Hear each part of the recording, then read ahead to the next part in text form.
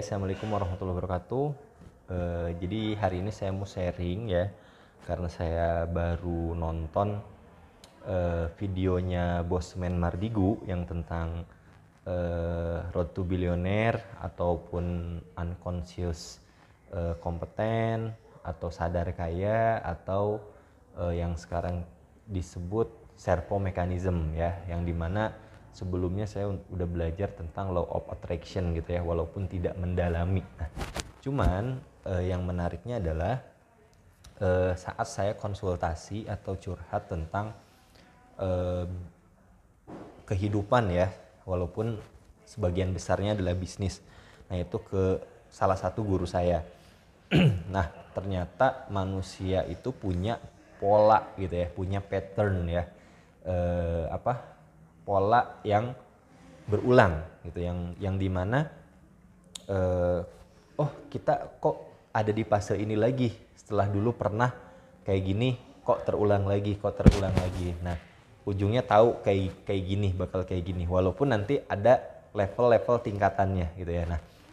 Nah, pada saat saya diberikan jawaban itu, dan itu kena banget gitu, ngehnya, oh iya ya benar juga, hidup saya seperti ini nih, yang udah-udah kayak gitu ya. Cuman levelannya aja yang berbeda ya, mungkin karena pengalaman, karena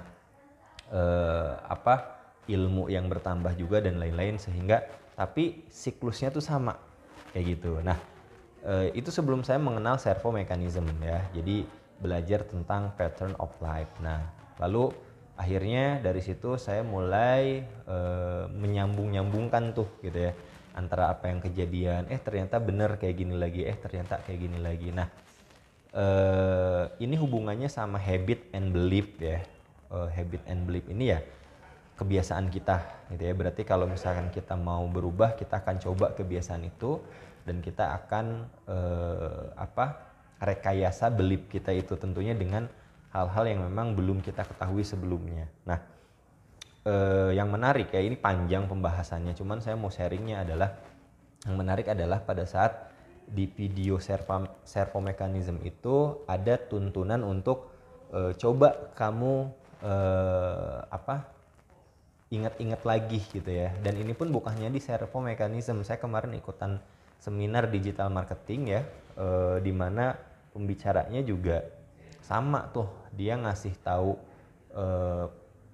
ngasih tahu tentang coba ingat-ingat lagi, kamu tuh dapat uang, dapat penghasilan tuh dari ngapain, dari apa sih gitu ya. Karena ada yang dapat uang itu nggak cuman dari bekerja, jualan, tapi ada aja gitu, misalkan pas saat butuh ada aja kayak gitu. Nah, itu ternyata bagian dari servo mechanism. Nah, beberapa hari lalu saya dengerin dan saya sekarang udah mulai praktek. Nah, saya baru ke bagian praktek 1. Temukan pola ya, ingat-ingat pola kamu mendapatkan uang, walaupun sebelumnya udah pernah dikasih tahu, cuman saya nggak mengikuti itu gitu. Nah, sekarang pada saat saya dengerin full narasi video dari Bosman Mardigu ini yang servo mechanism, saya praktek nih. Ternyata belum semuanya saya udah kebayang.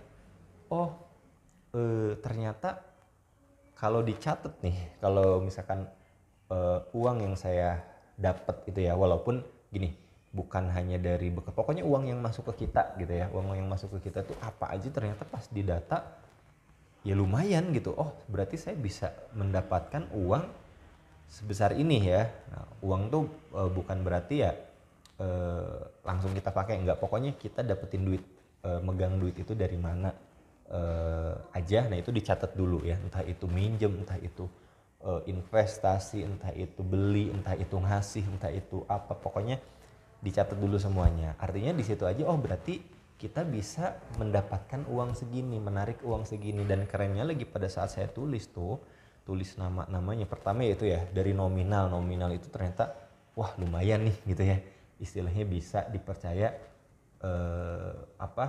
jadi perantara uang masuk sebesar itu gitu ya. Terus yang kedua, kita lihat nih dari siapa-siapa aja nih uang masuk ini. Nah, itu ada saya nyambungnya semacam ada link gitu ya, ada link nyambung ke sini. Oh ternyata ini masuk karena si ini dari mana.